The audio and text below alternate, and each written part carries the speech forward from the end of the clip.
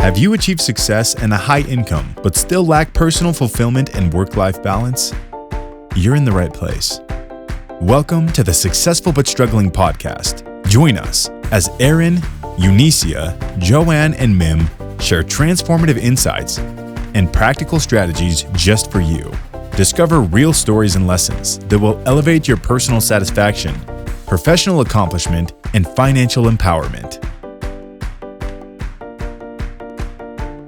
Welcome to another episode of Successful But Struggling. And I'm here with my super co-host, Erin Hurley.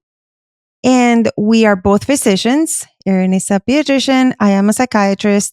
And today we are going to be talking about something that not a lot of people are talking about.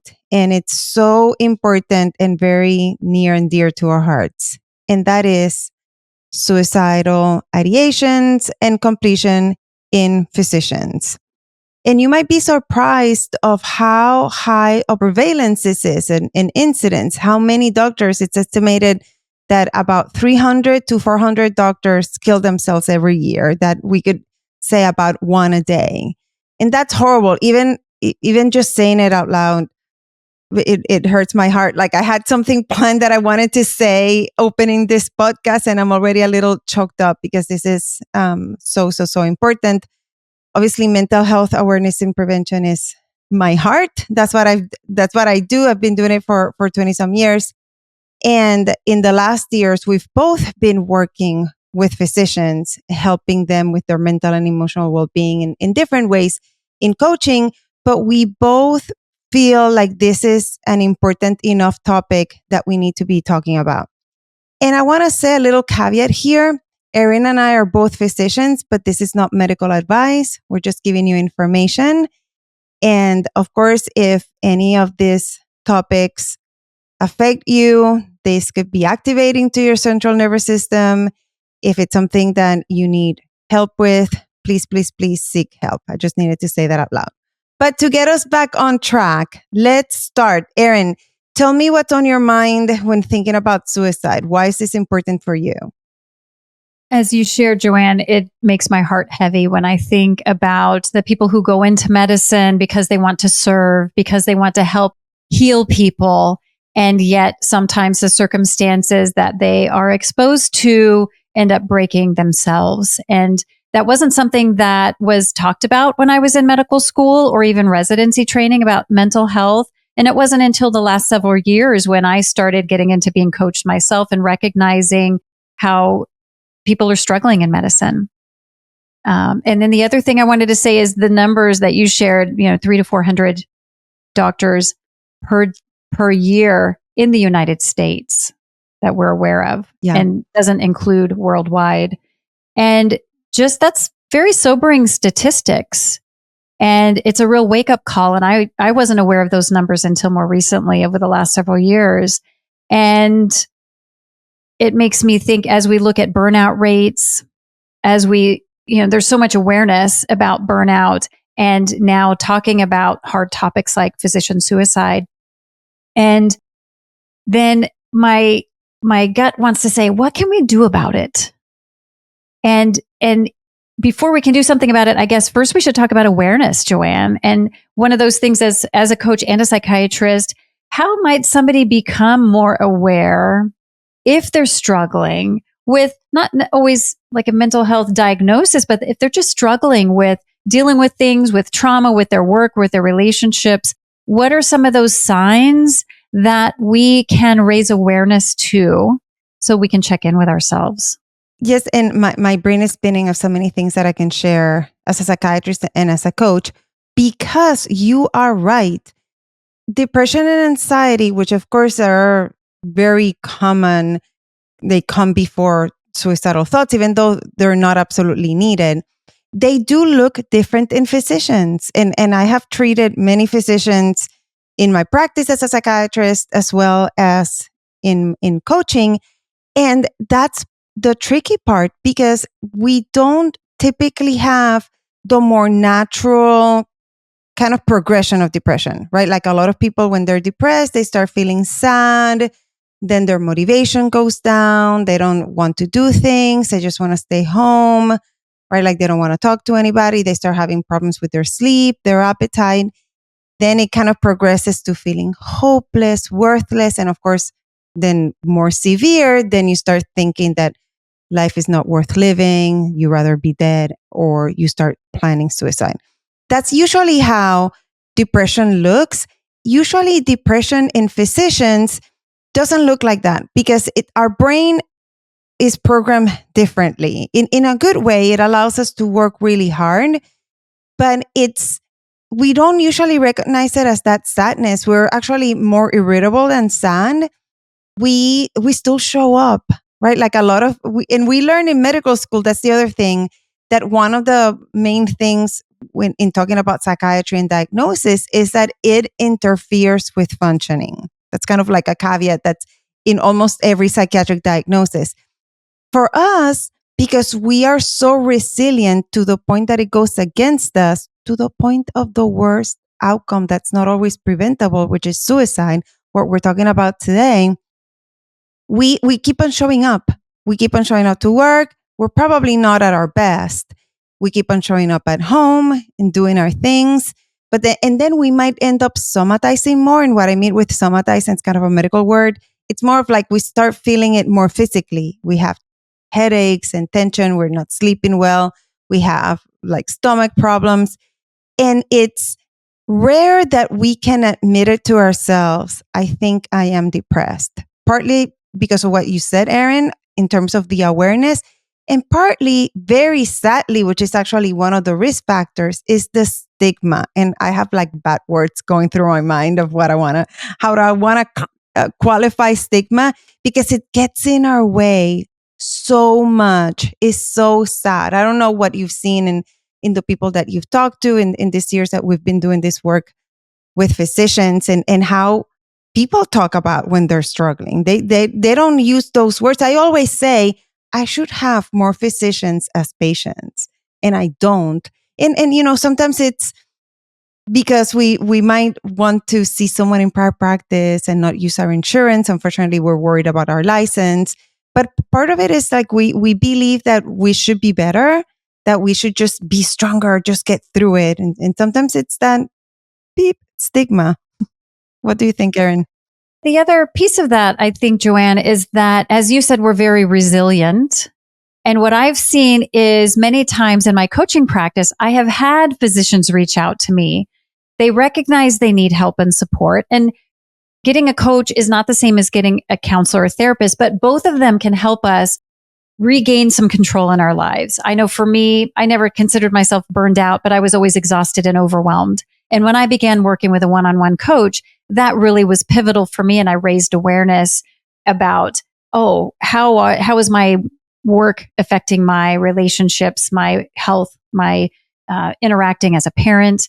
And what I find is that even when physicians recognize, I really should start seeing you, I really am struggling, I have this crisis going on, so much of the time, then they just are like, I'll come back and talk to you when I've got it all sorted out.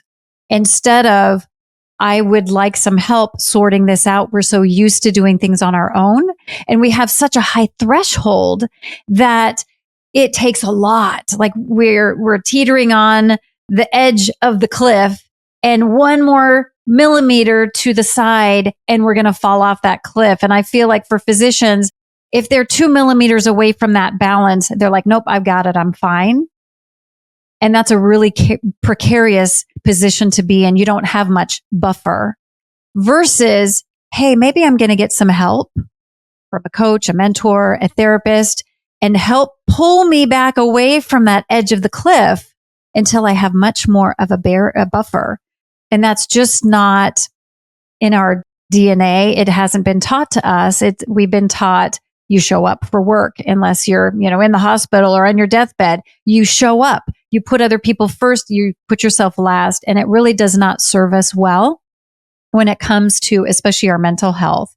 And as you said before, that worry, if I seek mental health, will that affect my licensure? And fortunately, through advocacy, I know in my own state of Oregon, we worked towards getting the licensure questioning for the medical boards to change so that it wasn't just asking a blanket question about seeking mental health. It was asking, has mental health issues affected your ability to practice medicine? Completely different way of asking that. And with taking some of that pressure off, it allows maybe more people to seek counseling or more physicians to seek counseling and therapy intervention because they're a little less worried. Yeah. It's not a perfect fit, but at least it's something and moving in the right direction to reduce that stigma. And a little tangent, if you're not a physician, we have to renew our medical license every year or every other year. By the way, I have to do mine. And it asks you a bunch of questions, including, have you been in jail? Have you been sued? All these big things. And then it asks, have you sought help for any mental illness? So it's almost discriminatory in my opinion. I know I'm biased because this is what I do. I think it's discriminatory because exactly. Mental health, some people would actually seek mental health more preventively to keep them out of that dark place. Yeah. And yet in some states, it would be discriminatory because then it would open this can of worms for you to then have to explain, why you need that. And that's what I was going to say. Then you have to go to a forensic psychiatrist and go through this very deep, expensive, long treatment or evaluation, not necessarily treatment, evaluation. So who would want to say yes? And it's, yes, you're right, Erin. Many states have changed the wording, which is fair, obviously, if it's interfering with your ability to practice safe medicine. But that's not the case for the majority of physicians. But we still have that fear, and it's beyond what we have to say in the license. It's, what if someone finds out? What if it's, the same way that when we talk about getting help for anything else, taking time off, there's so many fears. And this is not specific for medicine, but we're talking about physician suicide because there are other risk factors, right? Like when we think of risk factors, and this overlap also with other professions of depression, anxiety, panic attacks, substance abuse, trauma, if you're going through a big life transition, all those things, some medications, all those things can be risk factors. And but then also a little bit more specific, the pressures of medicine are so bad, and we end up feeling like we're not good enough. And burnout, like you were saying, Erin, it is a risk factor. And it's worth mentioning that it's not a progression. It's not like from burnout, you go to depression and then to suicide. Burnout and depression, even though they overlap, they are two different things. And you can have them both, of course, but you don't need to have been burned out before to go through depression and then have suicidal thoughts. These are all individual kind of big things that we have to think of and address. And I want to add another diagnosis in there that's gaining more time or discussion, and that's attention deficit hyperactivity, or ADD, ADHD. And because we're both women physicians, I'm paying a lot of attention to what things are going on, what issues are going on with women physicians. And because women present differently with ADD, ADHD, it's much more common to get a late diagnosis. So the males may have the common hyperactivity, which makes them stand out because they can't sit still. They're up and down out of their seat in elementary school. And the women oftentimes can compensate enough or show different signs that they might get a diagnosis as an adult, even in middle age. And the issues that ADD, ADHD can present to a woman physician with or without a formal diagnosis can add to their difficulties getting the work done, add to difficulties, and some may even struggle with depression or anxiety related to their ADD, ADHD symptoms, which, if those are addressed, can oftentimes help improve what may look to someone like a different diagnosis, again, like anxiety, depression. I don't know if you want to dive into that more, Joanne, but by raising awareness and talking about this, then people might go, oh, could that be me? Oh, could that be my colleague? And what kind of support do we need that's different for that diagnosis than what people might think of as more traditional anxiety and depression? Yes, and a lot of these diagnoses overlap. And I am, so glad that this sounds bad, but I'm glad that we're talking more about this, all of it. That we're having more awareness, we're having more prevention. We are normalizing this, talking about mental health. Finally, it's because I'm biased because I've been doing it, like I say, in my dramatic self since the last century. And I remember this a little caveat when people would ask me, oh, what do you do? And I'm like, I remember medical school. Oh, I'm in medical school. I'm like, oh, what specialty do you, and people get overexcited. And then what specialty do you want to go into? And I would say psychiatry. And people would go like, oh, really? Why? As if I don't know. So I've dealt with it also as a professional as if what I did as a psychiatrist wasn't important. And it feels very validating finally that we are talking about the importance of mental health overall and how it overlaps into everything. And we will do a separate episode on, more mental health overall because it's important to all of us.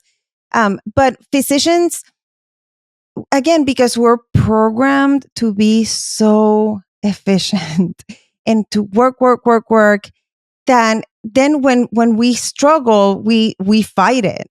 And whether, again, like you were saying, whether it's anxiety, and anxiety is very common, excessive worries about everything for an extended period of time. And then you have associated symptoms like insomnia, muscle tension, stomach problems. So that's something that I think a lot of us could relate, that we have maybe a little bit of it.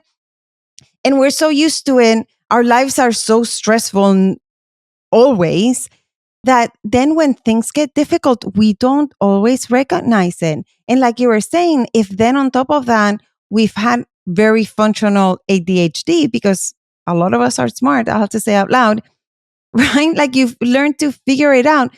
But when things start to add up, it's not additive. It's not 1 + 1 = 2 + 1 = 3. It gets exponential, Erin. That's what you're saying. And then it's like that pressure cooker. And then you feel like that, like you're going to explode. And that by itself puts us at a scary suicidal risk. Just that, the acuteness of it. That's what I heard you saying too. And another thing that you just touched on is that sometimes we can compensate. Whatever it is we're dealing with, we can compensate, whether it's a physical, mental, emotional ailment, until that next stage of our lives gets that much more complicated. So some people can stay functional through junior high, maybe high school and college, medical school, residency, a private practice.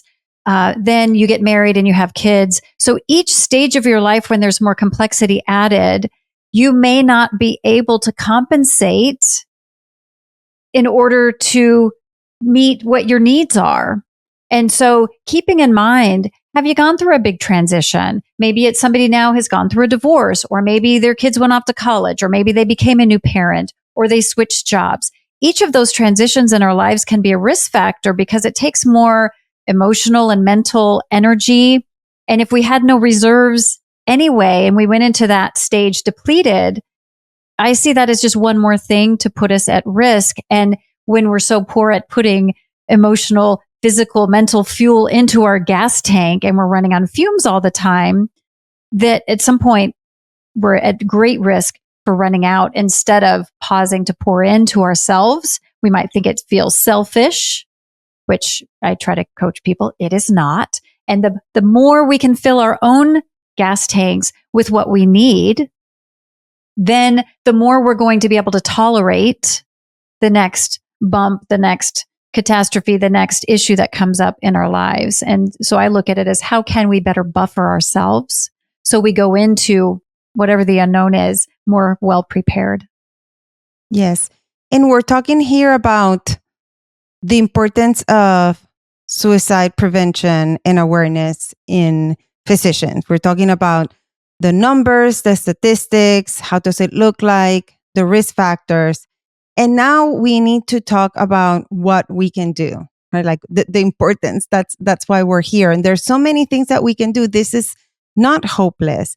And I always start here, which is what you were saying, Erin. The first thing is awareness. And it's beyond our individual awareness. It's also the overall awareness that this is a problem and it's just getting worse. These are things that we need to talk about and overall promote mental health. We need to be having these conversations that you and I are having here, and that you're all listening. It's so important. And I'm gonna give a tangent here, and this just dropped into my head, so I have to say it out loud. If you see someone, whether it's a colleague or a friend, and you notice that they are not well, sometimes it's easier to see it in other people than to see it in ourselves. Reach out. I'm going to say something that I tell my patients and their families. You will never make someone more depressed or suicidal by asking them about it. It's actually quite the opposite. We open the door and reach out. You can say like, hey, you don't seem like your usual self. Would you like to talk about it? And they will probably say, guess what? I'm fine. No, it's okay. And that's fine. You're like, well, it's okay. I'm here. Then the next week, check up again. Like, hey, I'm going to go for coffee. Would you like some? How about you go with me?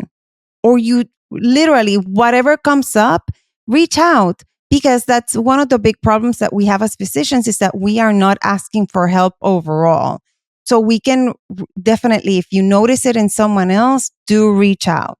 And what I think else, Erin? Reaching out in general, I know as I was working with a physician who has been very much involved with physician suicide awareness and interacting when it comes about, when issues arise. And she encouraged us, just send a text. Think of 10 physicians, 10 people in healthcare, and send them a text letting them know, I'm just thinking about you. I'm checking in on you. And it doesn't even have to be when you see that something's wrong. You can just reach out. And that building a community, a healthy community, knowing somebody cares about you or is thinking about you, prevents this word I wrote down because I wanted to make sure I brought it up. It prevents isolation. And physicians are so used to being independent, doing things on their own, not asking for help, that number one, I believe we need more role models. And I've been encouraging the clients that I'm coaching, let's learn to ask for help more readily. Let's practice it because we really don't do it very well. It's uncomfortable. So let's practice asking for help more often, and we can get better at that.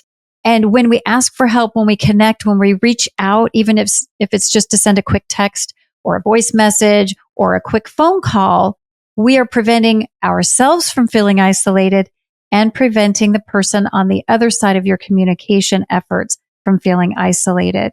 And that, as Joanne said, can really make a difference, because now when you feel connected to others, you feel cared for, you feel like people are reaching out or care for you, that can make a difference in how your day goes, how you interpret something.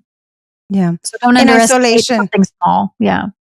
Thank you for bringing that up, because that is one of the things that shows up differently, I believe, in when physicians are struggling more with their mental health. There's a lot of isolation, and it's isolation because you don't even know where to start asking for help, or it's because you feel that you're the only one struggling and you don't want anyone to know. There's some shame, there's some guilt, so many layers to this. So thank you for bringing that up, and you're definitely not alone. When you talked about talking about it, because if you can't talk about something, it's really hard to change it. And I remember decades ago, nobody talked about cancer. They whispered about it because it was shameful to have cancer. And so not being able to talk about something makes it really hard to make changes. But also, if we start having communication with people we feel safe communicating with, so maybe that's a professional like a psychiatrist, a psychologist, a counselor, or a coach, somebody that you feel safe sharing that with. I know for myself, when I started coaching other women in medicine, I realized that some of the things I struggled with, they struggled with that too. But if you never talk about it, if you never have the ability to feel vulnerable, so you go, then it never normalizes it if everybody's keeps it too private. And so one of the goals for us talking about this today is, yes, it's a very serious topic, physician suicide. And we want to be able to talk about these hard topics to let people know you're not the only one who might have struggled with mental health issues or concerns, whether it's irritability, burnout, depression, anxiety, ADD, ADHD. We need to be able to talk about those things in a safe environment. And that helps us realize we are not alone in this. You are not alone in this. Something else that comes to mind, in kind of how we can create change as well. That's part of our mission, is having more mental health access. Because there's overall a national shortage of psychiatrists and psychotherapists. And I think for physicians in particular, we should have it more confidential. And right, like I know I work at a big institution, and it's hard when a physician from that institution wants to see a psychiatrist, right? Like for our health insurance, they should be seeing us, but it's within the system.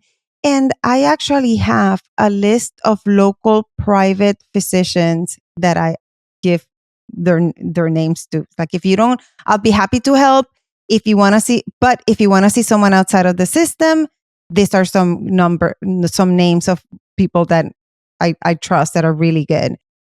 And we shouldn't have to worry that much about it, but we also have to be realistic that if that's one of the things that are getting in the way, let's promote it. Let's find ways within our community that we can get some of that. And also, I have participated, like you're saying, Erin, in some peer groups. And let me, again, another tangent. Let me say, because if not, my brain will explode.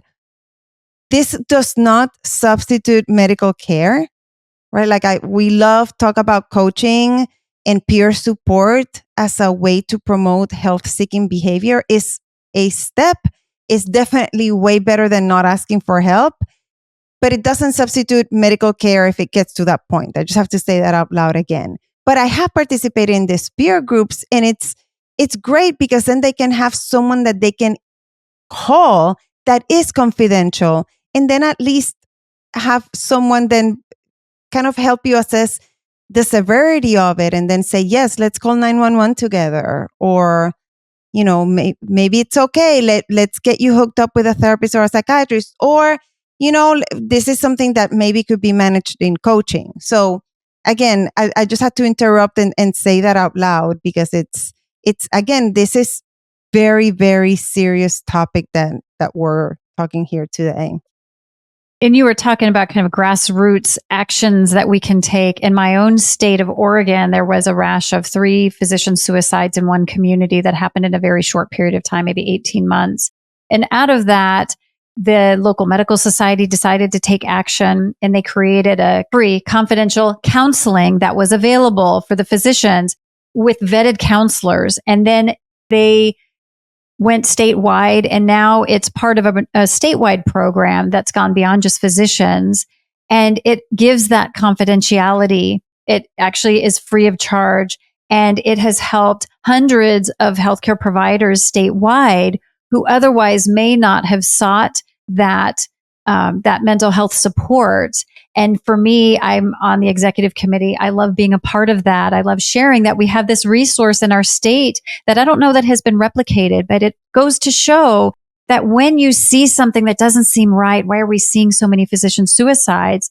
We can all take action and make an impact, make a positive impact. Again, as small as sending a text to somebody, hey, I'm thinking about you. Let's go to coffee. To, hey, we're going to create a statewide network, safety net for our healthcare providers to help impact and decrease the risk of physician suicide or healthcare provider suicide. That's amazing. That I feel like my heart beating a little softer just hearing you say that, because it's definitely something that we need more all over. And something else that we can think of is let's work on the risk factor so that we don't get to that point of believing that suicide is your only way out.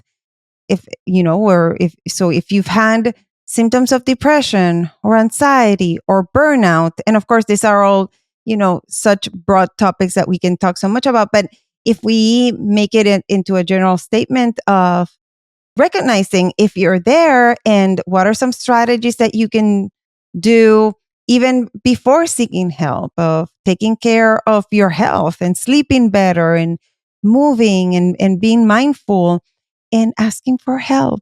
Like we talk so much about trying to get a little bit more balance and harmony in your life. All those things that we talk about in this podcast so much, those are all very good, helpful tools that can help you with the risk factors.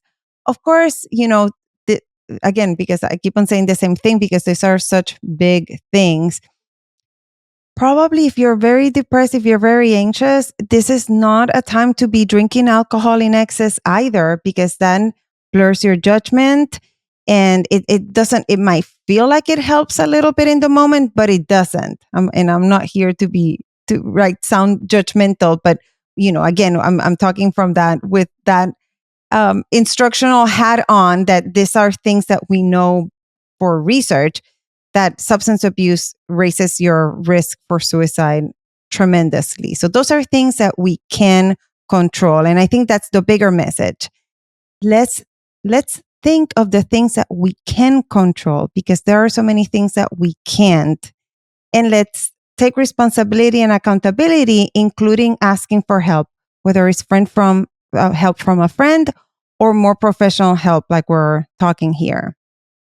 Thank you so much, Joanne, about pointing out some of those things that we do have control over.